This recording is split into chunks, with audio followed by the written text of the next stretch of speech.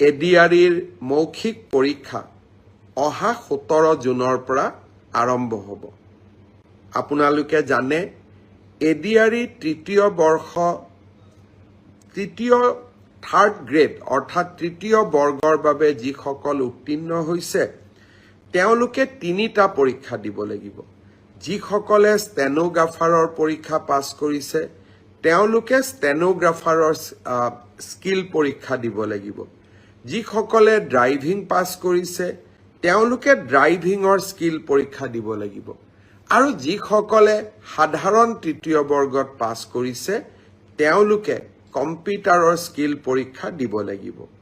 আনহাতে চতুৰ্থ বৰ্গত যিসকলে পাছ কৰিছে তেওঁলোকে অৰেল আৰু স্কিল টেষ্ট দুইটাকে একত্ৰিত কৰি এটা মৌখিক পৰীক্ষাত তেওঁলোকে বহিবৰ প্ৰয়োজনীয়তা আছে আৰু আপোনালোকে সেই পৰীক্ষাত বহিব লাগিব।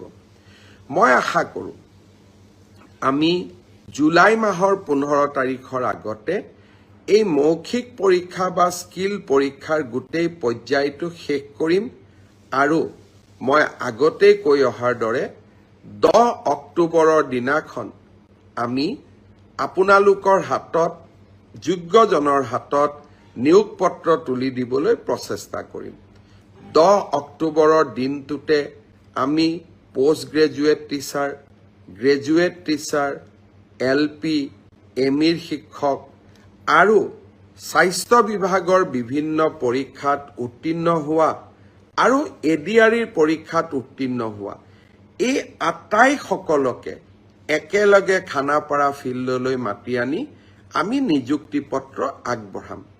মোক কোনোবাই সুধি থাকে পুলিচৰ ৰিজাল্ট কেতিয়া দিব।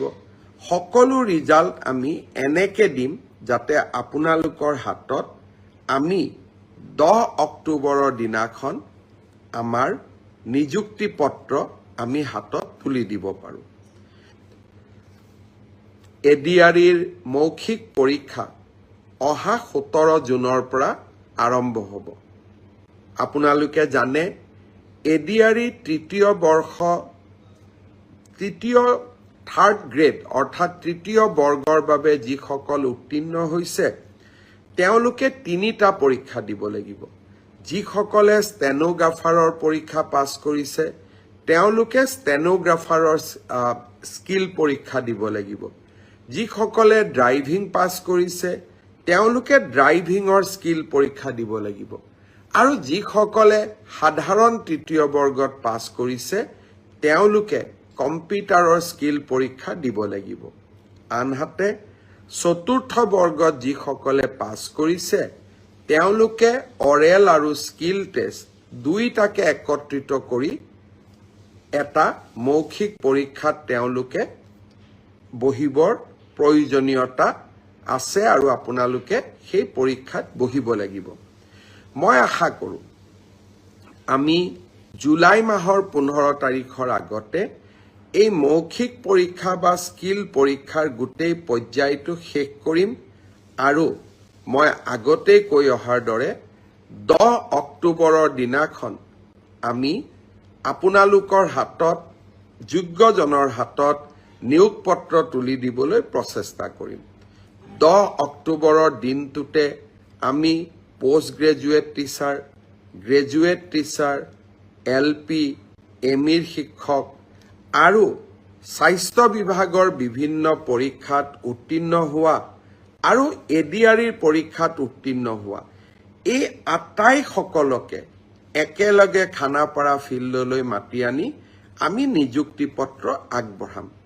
মোক কোনোবাই সুধি থাকে পুলিচৰ ৰিজাল্ট কেতিয়া দিব। সকলো ৰিজাল্ট আমি এনেকে দিম যাতে আপোনালোকৰ হাতত আমি 10 অক্টোবৰৰ দিনাখন আমাৰ নিযুক্তি পত্ৰ আমি হাতত তুলি দিব পাৰোঁ।